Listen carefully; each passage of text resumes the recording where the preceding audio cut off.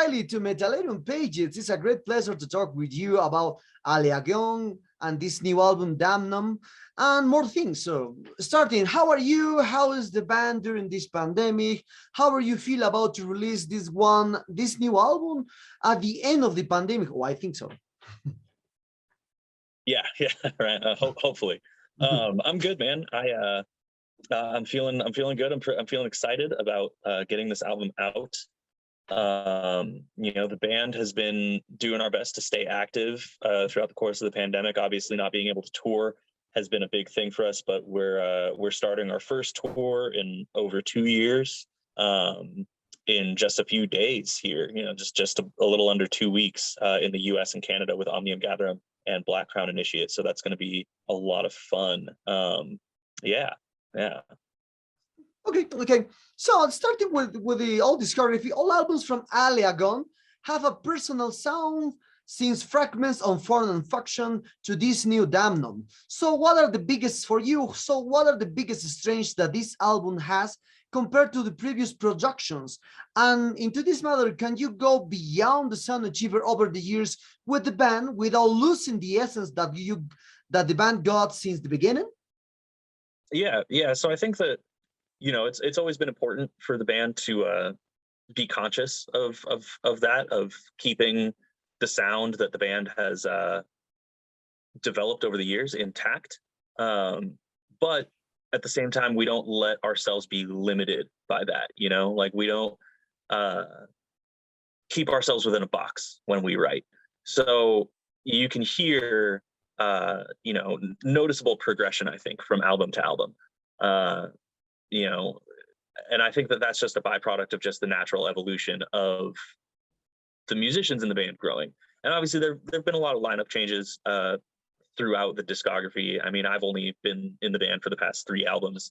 But I think that with each new musician, you get an opportunity to expand your sound and, while still staying true to the foundation that made the band popular in the first place.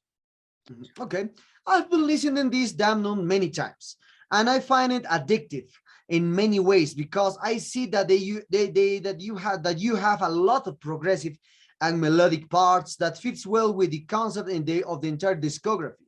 So that's why. How different is this album for you in terms of guttural and clean voices? Did you add any improvements with the new techniques and methods compared to your previous work in the band, like apoptosis and proponent for the sentence? Yeah, definitely tried out some new things on this album. When I first joined the band, Greg wanted me to start doing clean vocals right away. And after discussing it and talking about it, we decided that it would be best not to just immediately. We wanted to introduce fans to the idea of clean vocals and different vocal styles than they had been used to for the previous 3 albums. Little by little. So we did a Rush cover where it was like, okay, well, this obviously needs to have clean vocals, and then we, had a guest vocalist come in for Proponent for Sentience 3 and, had him do clean vocals. People could get used to the idea of what Allegiant might sound like with clean vocals over the original material. For me, from there, it just kind of became a natural evolution to the sound, much like I was talking about just a few minutes ago with the music and how the sound has evolved over the years in general. For Damnum, I really just listened to the songs as they were being written and put what I felt was going to be the best fit dynamically into the songs with my vocals. So, I've never been a fan of the approach where it's like, oh, well, we have to have this style of vocals and it has to be in this part. I think that the vocals should serve the song. And it just so happened that with Damnum, there was just a lot more parts where clean vocals made sense and created what I think is the best dynamic that the songs could have hoped for. vocally. So yeah. Okay, okay, a great explanation. So also, within the last question, it is difficult for you to go further with your ideas when Allegaeon has a particular music since 2008, and how do you include your ideas to have better concept into all music world in Allegaeon? I think it's just a matter of being conscious of how we move forward, right? Like, we have to understand that at the end of the day, you know, we're still the same band that we have always been. Um, you know, our fans are going to expect a certain sound from us. That's why they listen to us. But that doesn't mean, again, that we're going to write within a box. You know what I mean? Like, we're comfortable putting these new ideas into our songs and trying to push the needle forward on the band as a whole, and where we, you know, where we sit in our own timeline, without compromising, you know, the original sound of the band and what we have kind of always had going for us. So it's like I said, it's just being aware and being conscious and making sure to balance our new ideas with our established sound. Okay, okay. So another detail that I've seen in this new album is the amazing cover art done by Travis Smith. Because for me, it's the abstract subject with the mask into the library, something like piano there in the middle, a little resemblance from the Phantom of the Opera too, and most details are amazing for me. For that reason, which are the main elements of the cover art that reflects all mixtures of the music of this damnant? Because for me, when I saw the cover, I expect a lot of experimental music, a lot of experimental things, like your comrades in Canada did in one album. Unexpected did that. Yeah. So Travis is great. We've done many pieces of art with him. He did the cover for Apoptosis as well. And I think that this cover really shows how flexible of an artist he is, because if you look at Apoptosis, it's very scientific. It's very, you know, it's very clean and digital, whereas this one feels much more, it has a much more personal element to it. And that's really what we were going for. When I first was speaking to Travis about how we were going to make this album art, I told him that the content, the subject matter of this album lyrically is like very emotional, very much rooted in, you know, grief and anger and anxiety and sadness. And, you know, I wanted the art to reflect those emotions as well. When I first gave him an idea, he got pretty excited. And then from there, I gave him, you know, pretty much total creative freedom to, you know, take those ideas and turn them into his own piece of art.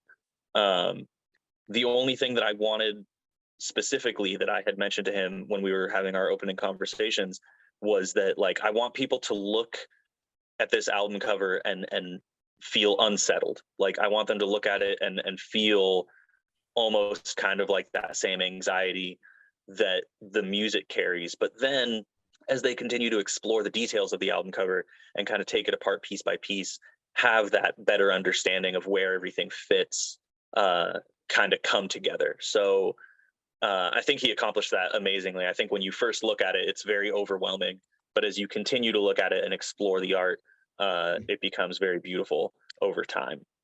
Yes, I really like the abstract matter, because I try to relate some songs with the cover art, and it's very difficult to relate because there's a different kind of art. So talking about one specific song on this new album called It Home, I feel the presence from Mikael Åkerfeldt and a lot of influence from Opeth in his future part. So how was the idea of inviting Mikael for the song came from? And when you think on a new song, does the idea come from the beginning of the composition that this person would fit perfectly in this song, or will be later? So actually, he's not on that song. There's no Okay. guest vocal. That's my voice. Oh, okay. And that just comes from a place where like I am hugely influenced by Opeth. I've been listening to Opeth since I was Wow. like a teenager. Um, for this song in particular, the subject matter was very sensitive. It was all about losing people to suicide, and so um, when we approached writing it, we wanted to present a different dynamic than just a straightforward death metal approach, because we felt that that approach wouldn't really complement the lyrics very well. So we shifted into a more progressive kind of space, and I think that that just kind of came through from wanting to do something a little bit more progressive, wanting to do something that fit the subject matter of the song a little better, and then obviously having my history of being like a huge Opeth fan in the background of all of that really color the way that the song ended up sounding. Wow, that's a great one. I think your voice was Mikael Ackerfeld, because I feel that presence really, really. Oh, sorry about that. Really, really. Into the biography, when into the biography of the album doesn't have this information about Mikael, but when I hear your voice at that time, it's Mikael for me. But it was you. It's an amazing surprise. So thank you for that. So Yeah, of course. another song that captured my attention was Blight, because at Yeah. 2000 at 2 minutes with 50 seconds, the whole band changed completely the direction, and you include a psychedelic piano that reflects many abstract things of the cover art, especially for me. So, and the following chords are amazing. So, cause sounds like you are hearing something possessed, something like that. So, Can you explain to us a little more about this song? And would you use these elements for the future? Because I like it, really, really like it. Yeah, definitely. So that song was written by our bass player, Brandon Michael. We wanted to include a song that was a little bit more straightforward, like technical death metal. Um, he had originally written the part that has the piano solo as a section for a guitar solo, but when we were listening to it as a group, we all kind of came to the consensus that like having a really chaotic, really diminished sounding piano over that part would be really cool. Um, Fortunately, I had started working with a really, really good pianist named Tommy Bonnevielle from France, who plays with me in another band that I sing for called Virulent Depravity. Um, and Tommy, when I asked him and showed him the song, he was super excited, and he wrote something that I think was absolutely amazing and really added a lot of character to the song. So yeah, it was kind of a spur of the moment decision. Like the song wasn't written with the piano solo in mind, but when we heard it all come together, we were very happy that we decided to include Tommy as part of our creative process. Amazing, amazing, amazing. So usually this part is a common one, because talking about the lyrics and the main focus here is one of the biggest aspects of an album. So, but if we try to go beyond or far away of that concept to what exactly means you, what try to exactly means in your the lyrics, how do you find a way to include the lyrics on the album and put the layers on your voice at the same time? And do you try to put first the vocal parts before some sketches of the songs are done? No, usually the vocals come last. I usually have like a version of the song that at least is like 80-85% finished, and then I start writing my vocals on top of it. I usually write my vocal parts first and then the lyrics. So I'll record something over like a demo version of the song where I will just kind of be improvising. Um, and I'll be playing around with different styles and different timing for delivery and different different ways to approach each section of the song. And then once I've kind of settled on which ones I like best, which ones flow into each other, most seamlessly, from there I'll start writing lyrics, and then I'll make sure that the cadence of my lyrics and my lyrical structure as far as the words that I choose to use and stuff like that. I make sure that they all fit within the parameters of what I had already kind of established style wise. And then once all that is done, I have like a rough version of what the lyrics and vocal performance are going to be like. A lot of that changes as we get closer and closer to the studio, and even in the studio, we'll change some things across instruments like that. But that's generally what my writing process looks like before I get into the studio and start making the final touches and the last little adjustments. Okay. Well, as I said in the first question, we will talk about other matters into the metal or rock scenes. And with this, what do you think about the idea that when you get older, you don't listen to new music? And do you think the new music can influence new things and can change the direction of the music that you make? Yeah, absolutely. I think that, it's unfortunate when people stop discovering new music as they get older. I think that if you have an interest in something, you should always be interested in, the new developments within it. And that's not even necessarily to say that you have to like everything, but you should at least be seeking out the things that you do like. For all of us in Allegaeon, I know that we all are constantly discovering new music, whether it's metal or otherwise. And I would say that those discoveries and those phases through different musical tastes definitely influence our writing as a whole. So yeah. Okay. Also, we are living in times where most people focus on the singles that complete albums into the digital platform. So what else can bands do in order to promote the listeners of complete albums instead to just pick singles or do playlist? I there's a few things. I want to start though by saying that I don't really disagree with the idea that singles and playlists are the ways to see bands succeed, because it all translates the same. You know what I mean? Like, I would love for a person to listen to an album that I wrote from front to back and experience the whole thing, the way that it's intended. But at the same time, I'm also very grateful and understanding of the fact that like the way that the music consuming industry is set up right now, people are oftentimes only going to be able to hear those singles or those songs that are put onto playlists. And that it's up to them ultimately if they want to continue to explore and find the album.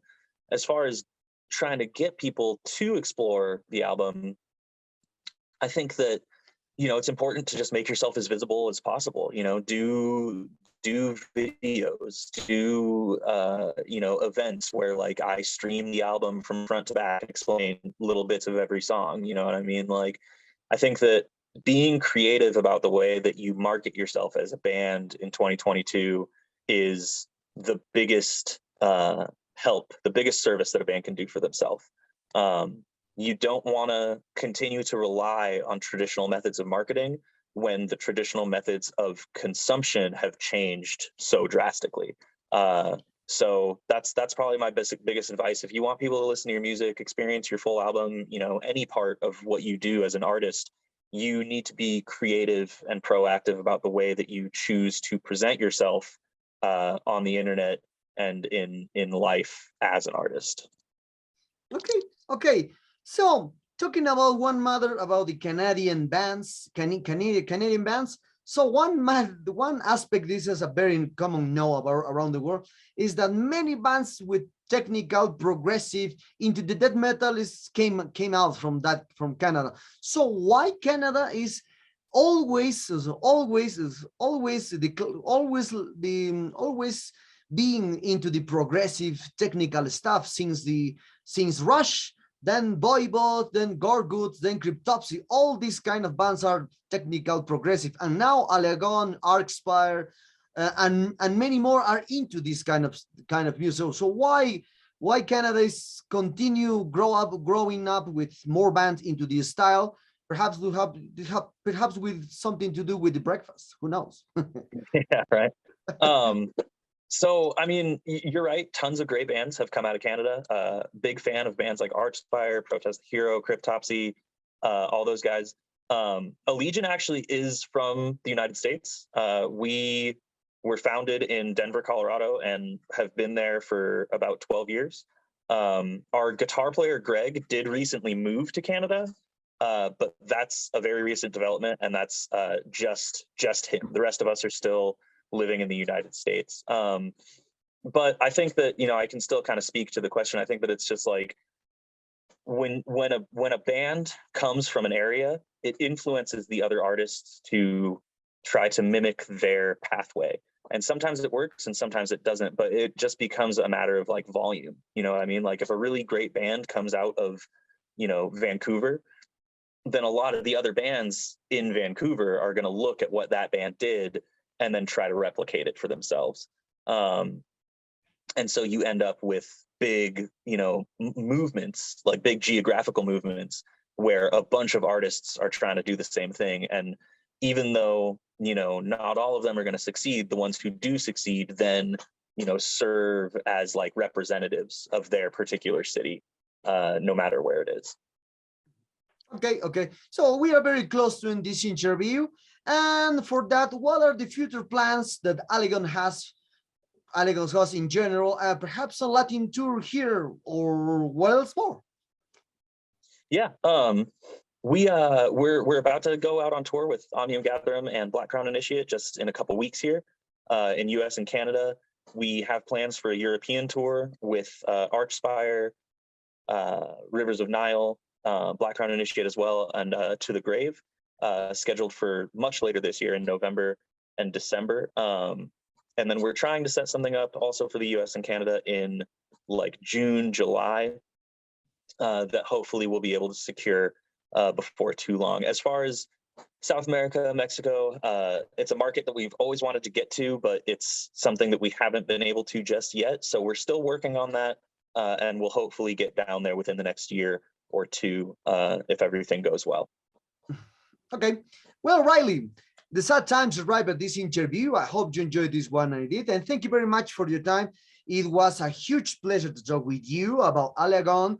Great to know you on video. And congrats on this new album. It's a great one. I did a review, and it's a great. This new album blow my mind. So, anything you want to say or anything you want to add to your Latin American fans that expect so many times to perhaps one day Allegaeon came here on a tour and met a little readers? Yeah, thank you for having me. Thank you for taking the time to interview me and talk about the new album. I'm really glad that you're enjoying it. I hope everybody feels the same way as you do when it comes out. And to our fans in Latin America, thank you all so much for your support. And we really hope to get down there soon to be able to play our music for you live in person and get to meet you for a night. So thank you so much for listening, and thank you for your support.